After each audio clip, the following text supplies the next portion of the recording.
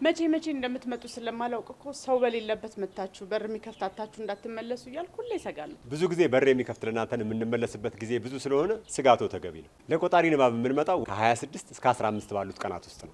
የኔ ነገር እንደው ጠይቃለሁ ብዬ ወራይ ክፍያችንን በመስኮት ከምንፈጽምበት አሰራር ውጪ እንደው ሌላ አማራጭ የለም? ሞልቶ ባለስልጣኑ ከ26 እስከ 18 ባሉት ቀናት ውስጥ በሲቢኢ በር፣ በሞባይል ባንኪንግ ከተቀማጭ ሂሳብ ተቀናሽ በማድረግ በኢንተርኔት ባንኪንግ የመሰሉ አማራጮችን በመጠቀም በኢትዮጵያ ንግድ ባንክ አማካኝነት ወራዊ ክፍያን መክፈል ይችላሉ። በተለይ ከተቀማጭ ሂሳብ ተቀናሽ በማድረግ ወራዊ ክፍያን መክፈል የተሻለው አማራጭ ነው። ጎሽ እንደዚህ ነው እንጂ መቼ ነበር ያልከኝ ቀኑ? ወር በገባ ከ26 እስከ 18 ባሉት ቀናት ውስጥ። እሺ እኔ ጌታ መሰገን። እኔም አመሰግናለሁ።